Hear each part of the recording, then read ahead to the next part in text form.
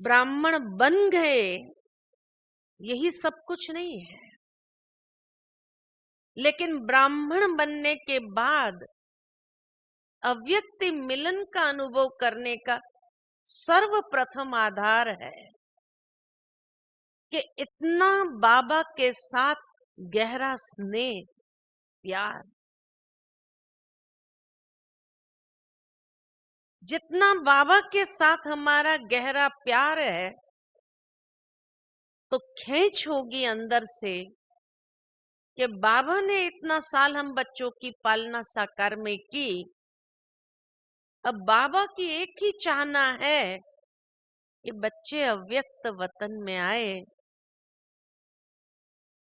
तो क्यों नहीं हम बाबा की ये आश को भी पूरी करें और अव्यक्त मिलन का अनुभव अव्यक्त वतन में अव्यक्त स्थिति के माध्यम से करें।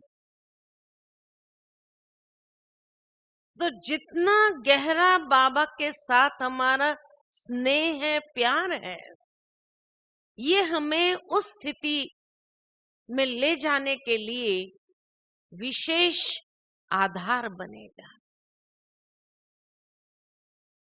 क्योंकि सूक्ष्म वतन संगम युग की रचना है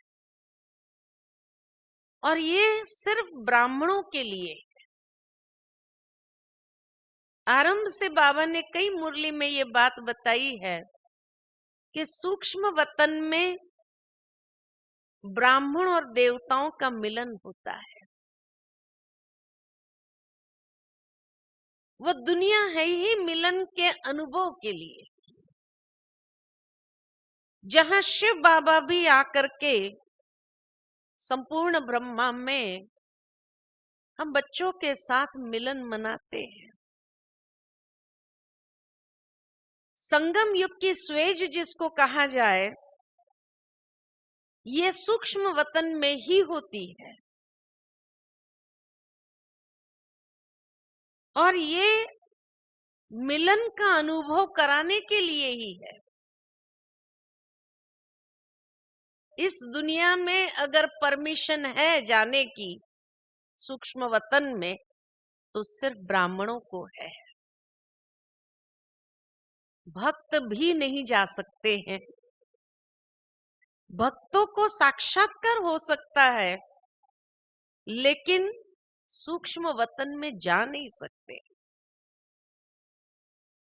लेकिन हम ब्राह्मण आत्माओं को ये सौभाग्य है कि हम अपने बुद्धि बल से सूक्ष्म वतन में आना जाना सहज कर सकते हैं।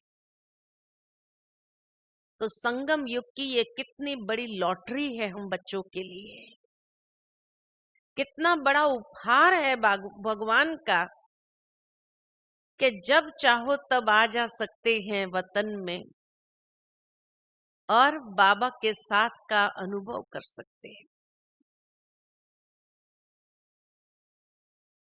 लेकिन सूक्ष्म वतन में जाने का आधार दूसरा आधार है बुद्धि बल, या बुद्धि बल में भी दिव्य बुद्धि।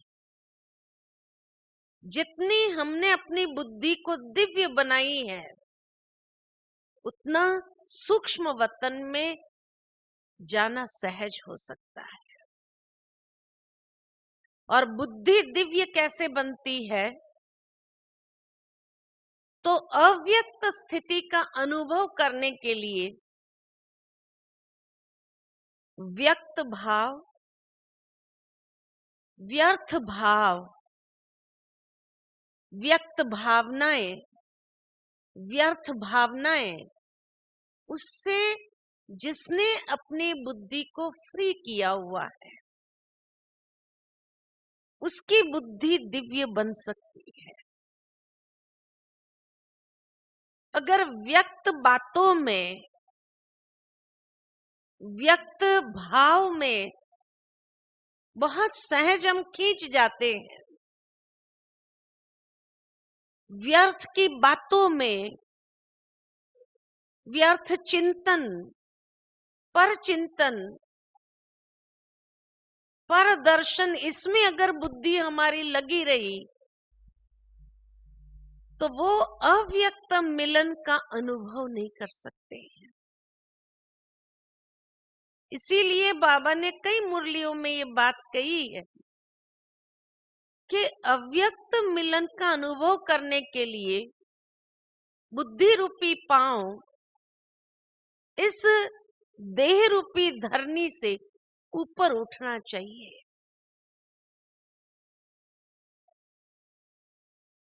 तो दिव्य बुद्धि जितनी हमारी बनी है,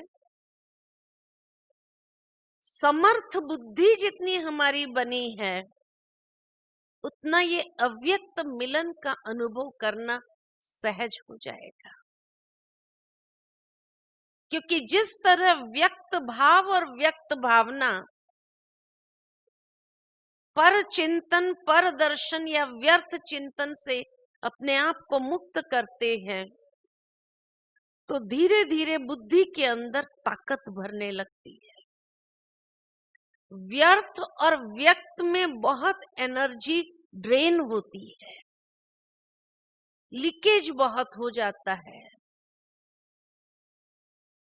तो जिस तरह से एक फ्लाइट को भी उड़ान भरना है, तो बाबा हमेशा मिसाल बताते हैं कि उसमें रिफाइंड पेट्रोल डालना पड़ता है। थोड़ा भी कचरा आ जाए तो वो उड़ान भर नहीं सकता है।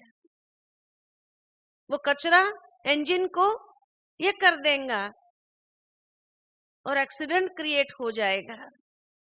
इसलिए बड़ा रिफाइंड पेट्रोल चाहिए। ठीक इसी तरह जितनी हमारी बुद्धि रिफाइन होगी,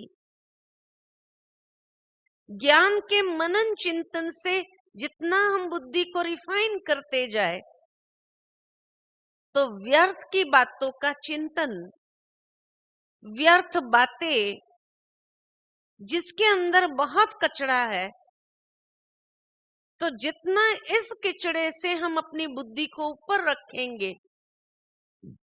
उतना अव्यक्त मिलन करना सहज हो जाएगा।